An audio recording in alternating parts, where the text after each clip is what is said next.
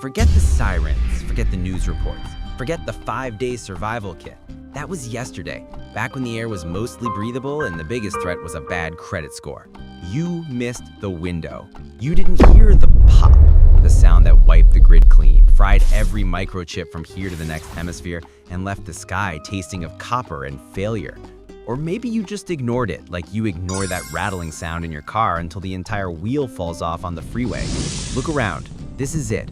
Total societal systems failure. No power, no police, no plumbing.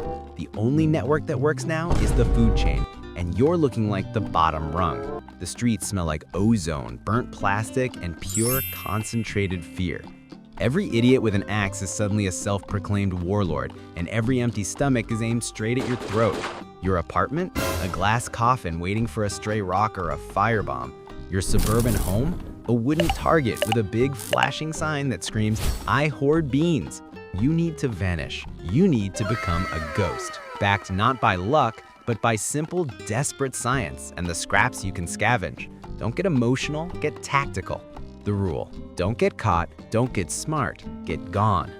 Rule number 1, etched in the blood of the unprepared. Radiation is patient, people are not. The slow decay of a half-life won't kill you nearly as fast as the neighbor who just ran out of water and saw your chimney smoke. You cannot fight the elements, but you absolutely must hide from the psychos. Your goal isn't comfort or rebuilding or finding a community. Your goal is the statistical probability of being missed entirely. We're talking less Mad Max, more Last of Us basement fungus. Unseen, untouched, surviving on ambient despair in the mold on old concrete. Every second you spend exposed on the surface is a direct, undeniable vote for an early, messy grave. Now move, and move silently. 10 places you can hide when the world ends. Engineering your vanishing act. 1. Subterranean armor, the nuclear basement. Find a decommissioned missile silo. The US heartland is riddled with them like Swiss cheese. Ignore the for sale signs from 20 years ago. These aren't just bunkers, they are hardened concrete cylinders designed to shrug off a multi-megaton strike and keep functioning. We're talking subterranean armor, real deal Cold War infrastructure built by paranoid geniuses. The science. You want mass shielding. Against fallout, concrete density is your best friend against gamma radiation. The thicker the better. The Earth itself is the cheapest, most effective shield you have. Being 50 feet down means 50 feet of earth, rock and steel acting as a natural absorber. The silo's casing is often high-density reinforced concrete with aggregates chosen specifically for low water content and high silica, designed to withstand intense shear forces and thermal flash. The electromagnetic pulse, EMP, that killed the surface electronics, the silo was already partially Faraday caged against it by the thick metal sheath and grounding system. That might mean one old light switch still works, a miracle in this noise. Your protection from radiological decay is a simple matter of density, following the exponential decay principle. Maximize the depth. The hack. Ventilation is the killer. A single exhaust fan running for 5 minutes will announce your location to anyone within a mile who owns a microphone and a pair of working ears. If you can't run an external pipe high above the surface, you need to rely on the stack effect, using the temperature difference between the deep silo and the surface to create a natural slow draft. For serious filtration, build a simple air filter. You need adsorption. Take burnt wood scraps, charcoal, and heat them to near combustion, then rapidly cool them with water. This creates activated charcoal. Pack it tightly into a large container with multiple layers of scavenged fabric. Charcoal has a massive surface area, allowing it to trap large toxic molecules. It won't stop nerve agent, but it might save you from Joe Shrapnel's homemade tear gas or the methane, CH4, buildup from a collapsing sewer mine. The flaw? One way in, one way out. When the scavengers find it, you're either an immovable object or a sealed can of sardines. You're trading external threats for the absolute certainty of entrapment, if your location is compromised. Digging a secondary exit through 50 feet of bedrock is not a Sunday project. And let's not forget the existential dread. Being 50 feet down alone with zero sensory input. Hope you can survive the silent, creeping madness that is cabin fever and the auditory hallucinations that come with it. Don't go full cube down there. 2. Water fortress, the concrete leech. Find a hydroelectric dam maintenance tunnel. Massive, thick concrete shells, often with hidden access deep inside the internal support structures of a major dam. The science? infinite water source. Water is the ultimate resource. It's the basis of all life, and also, fun fact, it's a stellar radiation shield, specifically against fast neutrons due to the high density of hydrogen nuclei. The sheer mass of the dam itself is an impenetrable artificial mountain. Before you drink, you need more than just boiling. Siphon water from the reservoir, but first, run it through a sock layered with crushed sand and gravel for sedimentation. And then, you need coagulation and flocculation. If you can find it, a bit of aluminum sulfate or crushed chalk or bone ash containing calcium ions will help those nasty suspended particles clump together. Remember, water is water. Steam doesn't carry heavy radiological isotopes. It's just pure distilled life support, but you must boil to kill the biology. The hack? The dam's height is your natural defense. No one climbs that 100-meter wall unless they're aiming for a Darwin Award. Rig a fishing line over the edge. Leverage the height for observation and resource acquisition. Your biggest defensive advantage is the line of sight. If you spot trouble, you have time to seal the tunnels. For tiny power, use the water flow. Build a makeshift microturbine using scavenged metal and wire near a controlled spillway. The power generated is proportional to water density, flow rate, gravity, and head pressure.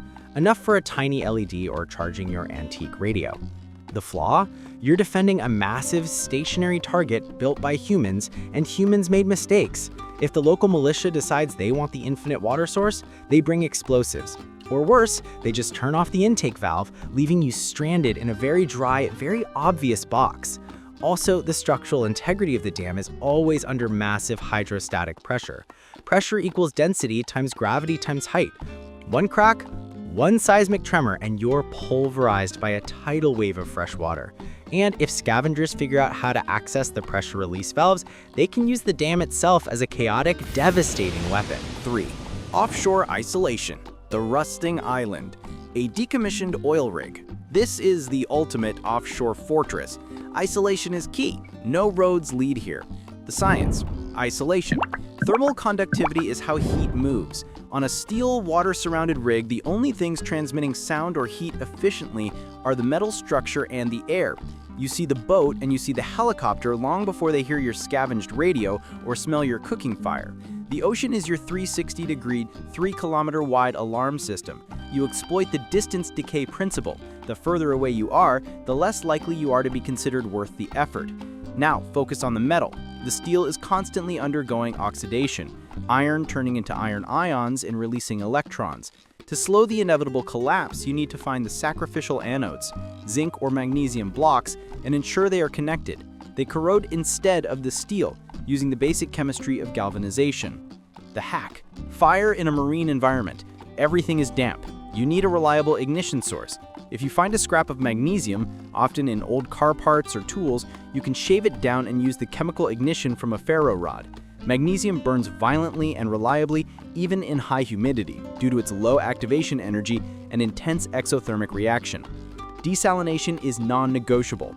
Build a solar still using black plastic, a collection cup, and the sun's radiant energy. For better output, use multi-stage distillation, a scavenged kettle and coiled tubing. The higher the temperature differential between the boiling water and the cooling coils, the faster the rate of condensation and potable water collection. The flaw. Weather. Corrosion. You're exposed to everything. Hurricanes, lightning, and the relentless rust. The ocean is not your friend. It's not Waterworld. It's a drowning hazard, and the only path back is through the chaotic mainland. The logistics are a nightmare. Everything you need must come with you in one terrifying, exposed boat trip. Also, you are now part of the marine food chain. Enjoy sharing your legs with the local shark population. 4. Urban camouflage, the asphalt graveyard. The upper levels of subterranean parking garages, not the entrance, the deep, moldy levels where the concrete gets thicker and the silence gets oppressive, the urban bunker. The science, ballistic protection. Reinforced concrete pillars are strong, very strong. They were designed to hold up skyscrapers for centuries. They will hold up against rifle rounds. Position your hideout between two main support pillars for maximum benefit. You're relying on the elastic and compressive strength of pre-stressed concrete. The further down you go, the better the shielding from surface skirmishes. Your biggest threat here is gas. You must understand stratification. Methane, CH4, and carbon dioxide, CO2, are heavier than air, nitrogen, oxygen, meaning they sink and pool at the lowest points. Low intake ventilation is critical. The hack. Noise dampening is paramount. Sound bounces off concrete like a tennis ball. Hang scavenged carpets, thick fabric scraps, or even layers of cardboard on the walls. You want absorption to stop sound waves from escaping. For alarms, string tripwires using fishing line and old tin cans. It's low-tech, but the sudden sharp acoustic shock of rattling metal is better than a silent knife. For minimal light, use old car batteries. Tapping them requires knowledge of direct current, DC, circuitry, and proper voltage regulation, or you risk starting a fire. The flaw. Flooding and asphyxiation. You are below the water table, guaranteed. One burst pipe or unexpected downpour and you're fighting for space with raw sewage. Worse is toxic gas. Methane, CH4 from decomposing organics, or carbon monoxide, CO, from a nearby scavenger running a generator. These gases are often odorless and heavier than air, pooling at the lowest levels. One bad breath in your history. And the constant, low-level ambient stress from knowing that thousands of armed lunatics are walking 30 feet above your head. 5. The Quiet Neighbor, Dirt Nap HQ. A cemetery maintenance building, the small shed or workshop often tucked into the vast landscape. The in plain sight secrecy gambit. The science, psychology. People avoid graveyards, not because of ghosts, but because the living fear the dead. It's illogical, superstitious, and your strongest, most reliable defense. The low traffic is a statistical anomaly you exploit. The cognitive dissonance created by the surroundings keeps 99% of petty looters away. Who wants to fight over a can of peaches next to a headstone? For preserving your meager resources, bury them shallow. The ground provides thermal stability. The thermal mass of the soil buffers against daily temperature swings. The hack, tool access and resource repurposing. These places often have shovels, small tools, and maybe even a working hose hookup. Siphon fuel from the maintenance mower if you must. Just remember the old chemistry trick for separating liquids: density. The lighter liquid, gasoline, density is approximately 0.72 grams per cubic centimeter, floats on the heavier liquid, water. Density is approximately 1.0 grams per cubic centimeter. You take the top layer. Don't drink it. Also, those iron fences and heavy stone markers, raw materials. Use the large granite stones to build a small forge. Their thermal mass retains heat, allowing you to retemper scavenged metal tools. The flaw, limited resources. Your neighbors are very quiet, which is great, until you realize they can't help you hunt or fend off raiders. And the psychological toll? Enjoy the endless quiet staring contest with the tombstones. You might start talking to them like that guy in Pet Cemetery. Then you're the crazy one, and the crazy ones are the first to get sealed up. The metal fences and bronze plaques are high-value salvage, meaning sooner or later someone desperate will overcome their fear of ghosts for a handful of copper. Nature's deep freeze, the bear pit, vast cave networks. Think big, interconnected systems like Mammoth Cave, the nature's citadel. The science? Constant temperature. Caves are geologically stable. They stay near the average annual surface temperature year-round. This is huge for long-term food storage and preserving medicines, slowing the rate of chemical decomposition. This stability also means predictable airflow. Follow the slightest draft, the movement of air created by pressure differentials between the cave mouth and hidden vents, to find secondary exits or better chambers. But beware, caves are cut through rock containing trace uranium, leading to the decay product radon gas. It's an odorless, invisible, radioactive killer. You need air movement, or you'll get lung cancer before the raiders find you. The hack? Mark your path. You're going to get lost. Use bits of reflective trash, scavenged chalk, or spray paint. Use the dead reckoning method. Mark your turns and count your pace. One pace is approximately 1 meter. If you get hopelessly lost in the dark, you are dead weight. This is fallout underground. Miles of tunnels, one wrong turn, and you're bat food. Use natural deposits of saltpeter, potassium nitrate, if you can find it. It's a rare and essential resource for preserving meat, and in combination with scavenged sulfur and charcoal, a component in basic gunpowder. The flaw? Water. Not enough for drinking, but too much for safety. A flash flood in a cave system is a 0-second warning death sentence. The water accelerates through narrow passages due to the Venturi effect, crushing and drowning everything in its path. And yes, you are sharing the space with things that are larger, smellier, and hungrier than you. Not to mention the histoplasmosis, fungal infection, spores in the bad guano. You are fighting the very geology of the Earth. 7. Thermal ghost, the ice cube trick. An abandoned commercial cold storage warehouse. The thermal barrier. The science is insulation. Designed to keep the cold in, it also keeps your heat in and away from air patrols. Your tiny fire or salvage cooking stove won't because of the thick, dense foam and concrete walls. The low thermal emissivity of the external structure makes you a thermal ghost. The insulation works by minimizing conduction, convection, and radiation. Breach this barrier and you destroy your safety mechanism through uncontrolled condensation and mold. The hack: entry is tough. Those doors are heavy and locked down tight. Use leverage, a long pipe or beam, and the principle of the lever. Torque equals force times distance to gain access. A small force over a long distance equals a big force at the door's hinge point. Simple physics, but it takes time and makes noise. Make noise, but only once, then seal the breach immediately. For long-term storage, use the extreme insulation to your advantage. Create a makeshift inner refrigerator using a small amount of ice or snow, exploiting the latent heat of fusion to keep things cool for days with minimal energy expenditure. The flaw: ventilation. Air doesn't move. You need to create a small chimney vent or you will suffocate on your own carbon dioxide. Oxygen depletion is a silent killer, and you won't notice until you're dizzy and stupid. And you'll need a source of heat for survival, which is a constant, dangerous trade-off between thermal comfort and thermal stealth.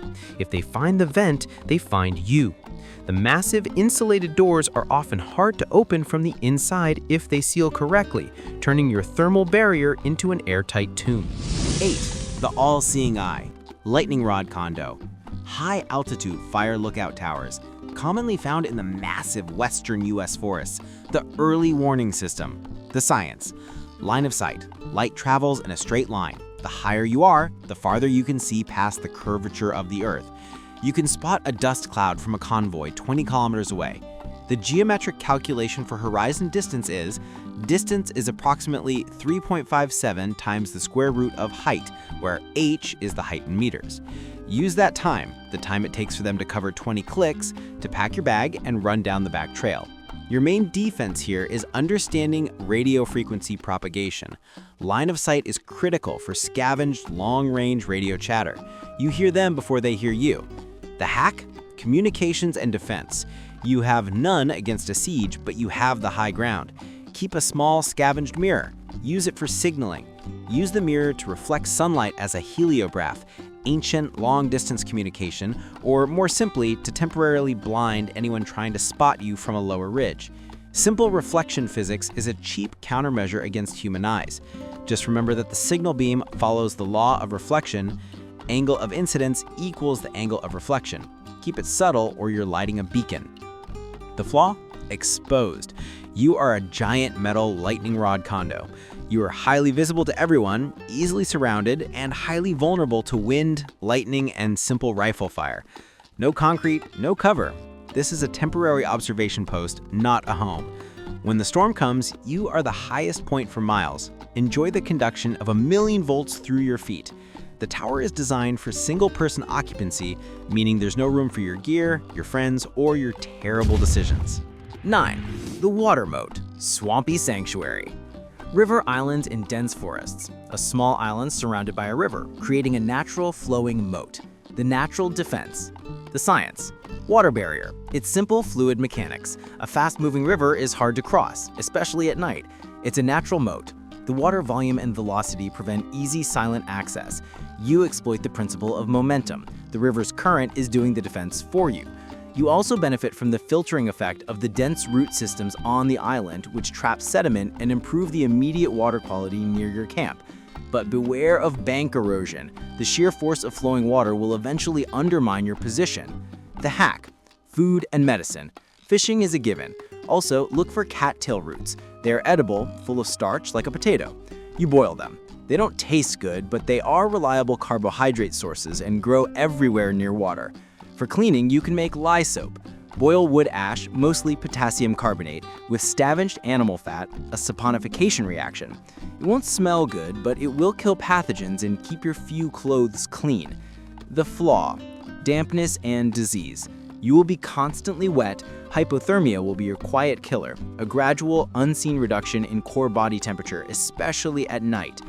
And pathogens breed in stagnant water near the banks. Mosquitoes, ticks, and other vectors carry waterborne diseases. Water is life, water is also death. Choose wisely or you'll end up with dysentery and a fever, praying for a merciful end. Your biggest enemy here is the sheer impossibility of keeping anything dry. 10. Absolute concealment. The scent barrier. Sewage/subway drainage chambers. The unmapped, forgotten overflow chambers deep beneath major cities. This is where the city forgot itself. The science? Total invisibility. The depth, the smell, and the pervasive darkness are your shields. The air is so toxic and the environment so repulsive that no one, short of a desperate psychopath looking for the last can of beans, will venture in. You have absolute concealment. You are relying on the human aversion response to survive. The decomposition of organic matter creates methane, CH4, and the truly nasty hydrogen sulfide, H2S, which smells of rotten eggs but quickly deadens your sense of smell, making it an immediate high-dose neurotoxin. The hack? Gas detection. Not a fire, fire attracts attention, and you might accidentally ignite a pocket of methane, CH4. Use a simple candle or small flame on a stick, a poor man's canary. If the flame goes out, you have oxygen depletion and need to get out immediately. If the flame flares up violently, you have methane, and you need to leave even faster. Navigation is key. Use a compass and count paces between known manholes. Relying on the city's original grid-based surveying is your only map. The flaw? Everything. Fumes, pathogens, and the constant threat of a surge. You are in the city's stomach. A heavy storm hits and the drainage system becomes a high-pressure concrete water cannon, capable of stripping the skin off your bones. You're playing Russian roulette with the city's plumbing and your immune system. This is only for when the surface is actively on fire, and you have no other choice but to embrace the filth. If you hear rushing water, it's already too late.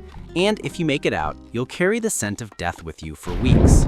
Warnings and dark humor. The human element. Forget the movies. The real threat isn't a virus or a zombie. It's the human calculus of survival. You can be the king of your missile silo, but the smartest, most dangerous threat is the one who figured out how to use an old car battery and a spool of wire to hot wire the ventilation system. The one who learned their physics lesson better than you did. Remember, none of this lasts. Your subterranean armor is a tomb. Your water fortress is a flood risk. Your thermal ghost warehouse is a giant insulated can waiting to be pried open. The science is simple, the engineering is sound, but the human element is wildly, violently unpredictable. The science of desperation is the fastest one to learn. That idiot you let in, he just told his brother, who told his crew. That empty can you threw away, it had your name on it, and your location, like a breadcrumb for the wolves. The biggest vulnerability isn't your structural integrity, it's your capacity for trust. Every hideout is temporary. Every moment of quiet is a borrowed second. Don't trust the silence, don't trust the blueprints, and definitely don't trust the guy who looks exactly like you do right now, only hungrier. Desperation is a universal acid, and it will dissolve your carefully laid plans faster than you can say, "Is that a clicker?" Closing, the final choice. So you've got your concrete, you've got your water hacks, you've got a place to run to. You know the science of density, reflection, fluid mechanics, and airflow. Now stop watching, stop learning. You're wasting precious time. The sun is setting and the hungry ones come out at night. Go, move, hide. The world is ending and you're still sitting there debating the coefficient of friction on a damp sewer ladder. You either become a part of the dark, forgotten infrastructure using engineering and instinct to survive, or you become a footnote, a pile of sun-bleached bones on someone else's survival story. Survive or be scavenged. Get off the grid.